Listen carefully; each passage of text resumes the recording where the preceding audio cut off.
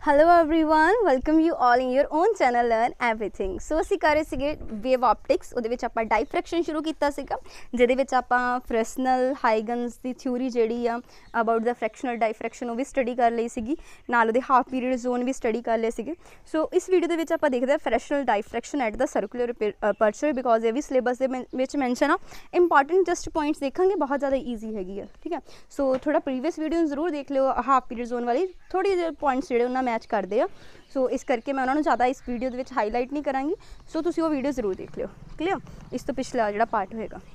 Okay, सो discuss करते हैं fractional diffraction at the circular aperture. गल हुई है हुण सर्कुलर अपर्चर दी। ओके, जी फिगर है वाली तुहानूं शो कर रही है एक सर्कुलर अपर्चर, ठीक है। A B this is a circular aperture, ठीक है, जो एल्यूमिनेटेड हैगा by the monochromatic light. Monochromatic light हैगी obtained by the source, S source तो आ रही है। Okay, on the other side we place a screen. इत्थे एक स्क्रीन हैगी आ। The line S P passes through the centre of the circular aperture, ठीक है। देखो line S P passes through the centre of the centre जो जा रही है सेंटर च। Okay, here P is the point on the screen and lying on the axis of the circular aperture. मतलब ये देखो ये सर्कुलर अपर्चर का जो सेंटर हैगा, ये जो एक्सिस आ उहदे ते पॉइंट पी जो लाई कर रहा, ठीक है। Point P is lying on the screen on the axis of the circular aperture. मतलब सर्कुलर अपर्चर का जो एक्सिस है ना वो उत्ते जड़ा इन द स्क्रीन जो पॉइंट ये लाई पी कर रहा। ओके, सिंपल सीगा सर्कुलर अपर्चर सीगा illuminated by the monochromatic light and there is another screen जिथे उहदी जिहड़ी तुहानूं पैटर्न मिल रहा है, मतलब वो एक पॉइंट पी लिया हुआ है जो लाइन कर रहा on the axis of the circular aperture. Okay, next move on करते हैं, जो इंपॉर्टेंट पॉइंट्स वो देखते हैं। सो ये ना दो let the distance of the screen from the aperture भी एक्स। ये डिस्टेंस जो ना स्क्रीन का असी ये वाली द अपर्चर स्क्रीन का अपर्चर तो कितना लिया होया, एक्स लिया होया है। क्लियर, तुहानूं याद होवे ऑब्जर्वेशन पॉइंट से आप हाफ पीरियड जोन के केस च लेंदे सी ना डिस्टेंस एक्स, जो प्रीवियस वीडियोज सीगा। हुण इहदे विच हुंदे दो केस राइस, बस यही केस मेन हैगे ने। इन्हां च ही असीं ओ जी क्वेश्चन आया थे पॉइंट जिहड़ा पुट होएगा। देखो दो टू केस ऑफ इंटरस्ट हैगे इत्थे। पहला variation of radius of the aperture, कि जिहड़ा अपर्चर लिया ना तुसीं ए बी अपर्चर ਉਹਦੇ रेडियस ਨੂੰ वेरी करो, ठीक है। या तो ये हो सकता। दूसरा केस जोड़ा ये हैगा आ वो हैगा कि variation of distance between the aperture and screen. जो अपर्चर है तो जो स्क्रीन है वो जो डिस्टेंस है उन्होंने वेरी करवाओ। क्लियर, देखो या तो ये जो अपर्चर हैगा इहदा रेडियस वेरी कराओ, या अपर्चर तो स्क्रीन विचला डिस्टेंस वेरी कराओ, ठीक है। दो ही है पॉइंट, अपर्चर को फिक्स रखांगे, स्क्रीन को मूव करावांगे, या ये हो सकता। दोनों स्टडी करते हैं turn by turn. Okay, first study करते हैं variation of radius of the aperture. Suppose मान लिया आप रेडियस जो अपर्चर का वो वेरी कर रहा। As we increase the radius of aperture from zero, मतलब कि अपर्चर का रेडियस पहला बिल्कुल जीरो मान लेने, फिर उस तो तुसी इंक्रीज कर रहे हो। The intensity of light eight P will start increasing and the intensity will be maximum when the radius of aperture is equal to the radius of first half period zone, that is r is equals to under root x lambda। हुण इत्थे use हो गया ना, जो half period zone च मैं तुहानूं लिखाया सी रेडियस कितना सीगा, r is equals to p x lambda। p की सी साडे को कितना जोन हैगा है, जे फर्स्ट है तो 1 आ जाएगा, जे सैकेंड है तो 2 आ जाएगा, यदि 3 आ जाएगा, 4 यदि अप टू सोन आंदा जाएगा। सो जे आप ये रेडियस जीरो तो बढ़ाते हैं, इंक्रीज करते हैं, let's say first aperture first half period zone तक लियाते हैं, ठीक है। फस्ट वाले तो जाके की हो जाएगा मैक्सीमम हो जाएगा। पहली गल क्लीयर ना की किया कि जो अपर्चर से उन्होंने आप रेडियस इंक्रीज करवाया है ना, तो जी इंटेंसिटी सी लाइट की एट पी इस पॉइंट पर जो मैं जीरो तो रेडियस बढ़ाना शुरू किया, इस पॉइंट पर इंटेंसिटी लाइट की वधन लग पई, तो मैक्सीमम जाके कदों हुई जो first half period zone create हो गया। क्लियर, उन्हें बोलिया will be maximum when the radius of aperture equal to radius of the first half period zone. Okay, that is R is equal to under root X lambda. हुण इत्थे question की put हो सकता कि in case of fractional circular aperture, मतलब पूरी settlement दस के तुहानूं भी पूछ सकता हो कि जदों मतलब कि अपर्चर का रेडियस जोड़ा आ वो वेरी करवाया, ठीक है, इत्थे मैक्सीमम इंटेंसिटी कदों होएगी, ठीक है, तो वो रेडियस पुट किया जा सकता। Where R is the radius, सानू पता lambda is wavelength, X is the distance of the screen from the aperture. Okay, at this stage amplitude of the light reaching P will be even, ठीक है। जो पहला zone हैगा वो amplitude हैगा let's say even है ना, P point तो एम्पलीट्यूड हैगा ईवन। तो तुहानूं सारिਆਂ ਨੂੰ पता इंटेंसिटी की होंगी एम्पलीट्यूड का स्केयर है ना, ईवन इक्वल की हो गया directly proportional to even the square. So from the Huygens theory we know that if the if the board containing the aperture is removed, जे ਆਪਾਂ ਜਿਹੜਾ ਅਪਰਚਰ ਜਿਹੜਾ ਬੋਰਡ ਆ ਕੰਟੇਨ ਕਰ ਰਿਹਾ ਅਪਰਚਰ ਨੂੰ ਰਿਮੂਵ ਕਰ ਦਈਏ and the screen is directly expose to the sources, screen ਨੂੰ ਡਾਇਰੈਕਟਲੀ ਸੋਰਸ ਤੇ ਐਕਸਪੋਜ਼ ਕਰਵਾ ਦਈਏ, then intensity of light at P will be I0 is directly proportional to E1 upon 2 the square, that means 1/4 E1 square 1/4 ਹੋ ਜਾਏਗੀ ਜਦੋਂ ਆਪਾਂ ਨੂੰ directly expose ਕਰਾ ਦਾਂਗੇ ਕਿਹਦੇ ਤੇ, ਸਕਰੀਨ ਤੇ, ठीक है, सोर्स से सॉरी स्क्रीन ਨੂੰ, clear. Thus we find that ਹੁਣ ਇੱਥੋਂ ਜਿਹੜਾ ਰਿਜ਼ਲਟ ਨਿਕਲਿਆ ਇਹ ਇੰਪੋਰਟੈਂਟ ਹੈਗਾ, this is we find that presence of aperture of radius r is equals to under root x lambda, the intensity of light at P will be 1/4 times मतलब 4 times sorry 1/4 नहीं हैगा, then that of P is directly exposed to the circle, मतलब कि ਜਦੋਂ radius हैगा R is equals to under root X upon lambda, यानी इस radius प्रैज जो अपर्चर हैगा या ऑफ रेडियस आर, तो इंटेंसिटी ऑफ लाइट जी पी ते है ना वो 4 टाइम्स हो जाएगी than that of P is directly expose to source, मतलब उस तो बिना तुसीं उहनूं डायरैक्टली सोर्स से जिहड़ा एक्सपोज किया होया स्क्रीन, क्लीयर। क्योंकि देखो ना इस केस च जो तुसीं डायरैक्टली एक्सपोज करवा दिता, जो डायरैक्टली दिस इज़ एक्सपोज का केस लै लैने ई, असीं एक्सपोज का ले लेने EX ले लेने, ठीक है। एक्सपोज का केस हैगा उहदे विच E1 स्केयर किया अपॉन 4 आ गया, सो E1 स्केयर वाला यानी ये वाला फर्स्ट वाले का की आ गया, इधर लै जाओ 4 टाइम्स आ गया जो डायरैक्टली एक्सपोज किया होया, सो उन्हें यही लाइन बोली है ना कि thus we find that in the presence of aperture of radius R, जो दा अपर्चर हैगा उहदा रेडियस हैगा फर्स्ट वाले का अंडर रूट एक्स और लैमडा, जिहदे केस च इंटेंसिटी भी कितनी लई सी E1 है ना, E1 दा square okay this way. So एक जी intensity of light at P किन्नी हो जाएगी 4 टाइम जो डायरैक्टली एक्सपोज करवाया सोर्स से, बस यही इंपॉर्टेंट पॉइंट है, ताकि मैं बार बार थोड़ा तुम दस रही हाँ कि जो डायरैक्टली एक्सपोज कराया किन्नी हो गई सी इंटेंसिटी E1 स्केयर अपॉन 4, यानी E1 upon 2 the whole square open करोगे तो की बन जाएगा E1 स्केयर अपॉन 4 बन जाएगा ना।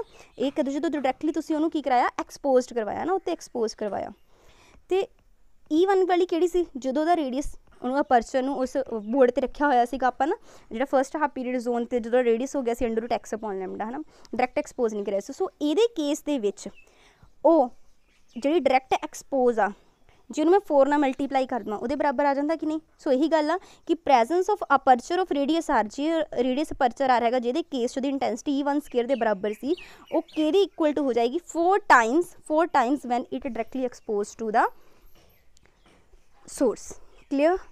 सो आई होप ये क्लीयर हो गया होगा, ठीक है। बस ये 2 ही पॉइंट नोट करने वाले हैं, this one and this one, okay. So next चलते हैं, if the radius of aperture is further increase, हुण इहनूं अगे स्टडी करते हैं। पहला तो आप गल की सिर्फ फस्ट पीरियड जोन तक ना, मतलब कि फस्ट हाफ जिहड़ा जोन बनया होया सीगा उहदे तक गल कीती सीगी, इन्ना रेडियस बनाया सी तां मैक्सिमम हो गया, हुण असीं फिर वधा दिता, थोड़ा होर वधा दिता, असीं दूसरे जोन तक ले गए अंडर रूट 2x लैमडा, मतलब इन्ना रेडियस हो गया ना। अगेन रेडियस लिए फॉर्मूला वही रहेगा px लैमडा, जे फर्स्ट जोन ते जाओगे P नूं 1 पुट करोगे, सैकेंड ते जाओगे 2 पुट करोगे, थर्ड ते जाओगे 3 पुट करोगे। सो असीं थोड़ा उहदा रेडियस होर वधा दिता, सैकेंड तक ले गए तो रेडियस कितना हो गया under root 2x lambda. Then both first and second half period zone will be continue contained in the exposed part of the wave front in the aperture, मतलब उहदे नाल की होएगा फर्स्ट एंड सैकेंड हाफ जो ना वो दोनों contain होंगे इन द एक्सपोज्ड पार्ट ऑफ वो वेव फ्रंट जिहड़ा अपर्चर दा हैगा। सो नैट एंपलीट्यूड ऑफ द लाइट उस पॉइंट ते P ते कितना बन जाएगा E1 माइनस E2, तो सानू पता है अप्रॉक्सीमेटली इक्वली है ने, जे इक्वली है तो नैगेटिव खत्म हो जाएंगे, जो खत्म हो गया तो मतलब उत्थे एंपलीट्यूड की हो गया 0, मतलब तुहानू कंप्लीट डार्कनैस मिलेगी जे तुसी उस तो बाद हो रेडियस वधाया, यानी पहला 0 तो जो फस्ट तक गए तो मैक्सीमम बहुत लाइट उत्थे देखने मिली P पॉइंट ते, बट जो तुसी फिर वधाया सैकेंड तक गए उत्थे डार्कनैस हो गई, मतलब लाइट बिल्कुल चल गई। हुण की हो गया further increase in the radius of the aperture, again वधाया 3 तक लै गए, ठीक है, मतलब फिर तुसी मतलब फिर उत्ते एलिमिनेशन आई 3 तक लै गए, मतलब under root 3x lambda late से इत्थे तक लै गए। सो फिर कितना आ जाएगा E1 minus E2 plus E3, तो मैं प्रीवियस वीडियो दस्सिया सी ना फेस डिफरेंस पाई दा हैगा। सो जे पहला पॉजिटिव आ फिर नैगेटिव फिर पॉजिटिव, ठीक है। हुण इस केस च देखो जो 2 कैंसल होंदा फिर बचदा ना, ठीक है, मतलब हुण तुसीं की कीता इहदे नाल फिर की होगा P ते इनक्रीज़ कर गई। सो इत्थों असीं इन जनरल की देखिया intensity of P will increase when odd number of half period zones are contained in the aperture. जो ऑड नंबर होणगे हाफ पीरियड जोन्स भी आप यही कहते सी ऑड के केस इंटेंसिटी बहुत ज़्यादा सी एज कंपैरिजन टू ईवन के केस। सो इत्थे भी यही है कि ऑड के केस जो ऑड हाफ पीरियड जोन होणगे 1 3 4 5 तो उस केस के विच जिहड़ी आ उत्थे ज़्यादा जिहड़ी इंटेंसिटी ऑफ लाइट होएगी एज कंपैरिजन टू जो ईवन है ठीक है। यही पॉइंट अगेन है जो अपर्चर दे विच तुसीं ईवन लेंदे हो जोन्स। देखो इत्थे मैं वाला पॉइंट हाईलाइट कर दिंदी हाँ, तुसीं उन्होंने अपने नोट्स के विच इंपॉर्टेंटली ऐड कर लेना।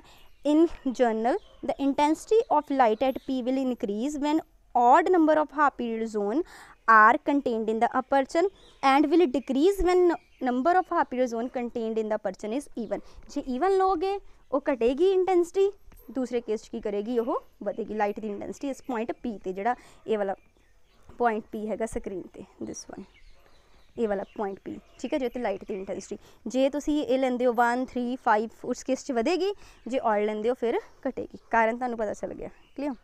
उस तो बाद देखो it may be kept in mind. So अगे तो एक भी लाइन देख लो, फिर जिदा 3 तो वधी सी 4 ते जाके फिर की कर जानी है अगेन घट जानी है।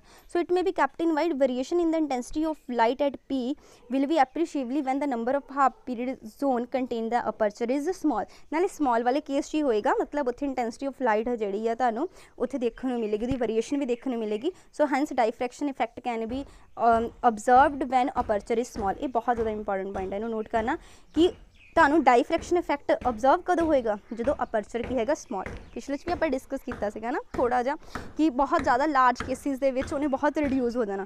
सो पहले केस है कि अपर्चर की होना चाहिए इस स्मॉल होना चाहिए। इस जो मैं तुहानूं कहां अपने नोट्स जो मेन चीज़ ऐड करनी है एक ये वाली ठीक है, एक तुसीं ये वाली अपर्चर इज स्मॉल, ये पूछा जा सकता।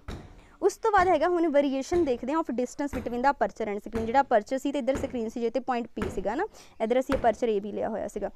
हुण असीं इहदे विचला डिस्टेंस वेरी करावांगे, असीं अपर्चर दा रेडियस नहीं वेरी करावांगे, असीं इन्हां दोनों विचला डिस्टेंस वेरी करावांगे। Okay, keeping the diameter of aperture constant, diameter इहदा हुण कॉन्सटेंट रखना है। We can vary the distance of screen from the aperture. जो स्क्रीन सी ना इधर जिते पॉइंट P सी इनू मूव करवावांगे इधर उधर ठीक है, लई सी screen. The intensity of illumination at P vary as follows. हम देखते किदा suppose the screen is far away from the aperture, काफ़ी दूर हैगी आ, such that the radius of the aperture R, मतलब जो इहदा अपर्चर द रेडियस हैगा this is R is less than √x by lambda. यानी फस्ट हाफ पीरियड जोन जोड़ा आ वो रेडियस नालों इहदा जो रेडियस है जो अपर्चर का लिया होया घट आ, मतलब हाफ पीरियड तक वह बढ़ाया नहीं है अजे तक। So then we bring the screen towards the aperture, असी स्क्रीन को अपर्चर वाल लैके आए ताकि होएगा intensity of illumination increases and become maximum, तो वो बढ़ेगी। तुहानूं पता कित्थे तक वधदी हुंदी, जो तक साडा रेडियस जिहड़ा होएगा वो फस्ट हाफ पीरियड जोन के बराबर आ जाएगा ठीक है। जो तक वो फस्ट हाफ पीरियड जोन दे आएगा उत्थे मैक्सिमम होएगी है ना। इन्ना तो सानूं पहले तो भी क्लीयर हो गया सी कि वो जो फस्ट हाफ पीरियड जोन के रेडियस के बराबर आ जाता सीगा उदों वो मैक्सिमम इंटेंसिटी हुंदी सी। सो इदां होया पहला केस असीं की लिया कि जिहड़ा ये अपर्चर है इहदा radius first half period zone के नालों घट आ, असीं स्क्रीन नूं इहदे वल लैके आए ठीक है, ये वाल लेके थे ये कदों तक बढ़ी रही तो जाके मैक्सिमम हो गई जो वो फस्ट हाफ पीरियड जोन के बराबर हो गया। That is when first half period zone occupy the whole of the aperture, मतलब फस्ट हाफ पीरियड पूरा अपर्चर ऑक्यूपाई कर लिया। हुण again as we move the screen towards the aperture when radius हुण ग्रेटर दैन हो गया, मतलब इन्ना अगे मूव करवाया कि वह रेडियस होर वड्डा हो जाए उस तो। So second half period zone also start appearing at the boundary of the aperture, वो ध्यान लग पाया। हुण फिर अगे मूव करवाया further toward the source, more and more part half period zone appear in the aperture and intensity of illumination goes on decreases, हुण घटन लग पई एंड इट बिकम हुणे ने कद तक जीरो हो जाना जाके जो ईवन वाला बन जाना है ना √2x upon lambda. So that is when both first and second occupy the aperture, मतलब फस्ट जोन ते सैकेंड पूरे मिलके उन्होंने अपर्चर ऑक्यूपाई कर लेंगे ना पूरा, तो उस टाइम की हो जाएगी बिल्कुल मिनिमम हो जाएगी। अगेन डार्कनेस वाली गल।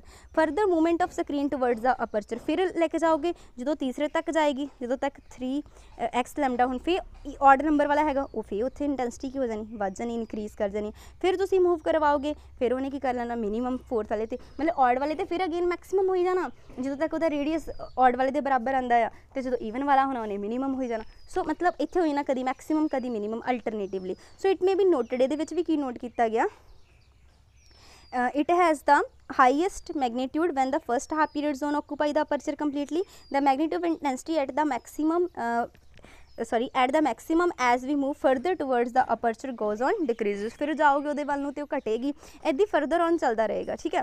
सो मतलब कि ज़्यादा मैक्सिमम कितने होनी फस्ट हाफ पीरियड जोन, ठीक है। जो सैकेंड ते जाना फिर उन्हें घट जाना, थर्ड ते फिर वध जाना, फोर्थ ते फिर घट जाना, ठीक है। सो यही वाला जो प्रोसीजर अगे तो अगे चलता रहेगा। बस इस केस दो है कि जां तां अपर्चर नूं तुसीं उहदा रेडियस घटाओ वधाओ, या दूसरा की करो उन्होंने डायमीटर फिक्स करके स्क्रीन में इधर उधर मूव कराओ। यही दो केसिस आ, रिजल्ट बार बार उही निकल रहे हैं, रिजल्ट कुछ ज़्यादा डिफरेंट नहीं है। बस ये कि केसिस पूछ सकता है कि किहड़े दो दो उन्हें केसिस अलग अलग करवाए है, ठीक है। किहड़े ते जे आर लैस दैन है, दैन असीं मूव करवाने स्क्रीन उधर नूं, ते कदों मैक्सीमम हो जाएगा जो रेडियस हाफ पीरियड फस्ट के जोन के बराबर हो जाएगा। फिर फरदर जो तक तुसीं इत्थे जाओगे घट जाएगा, तो इत्थे जाके 0 हो जाएगा, ठीक है।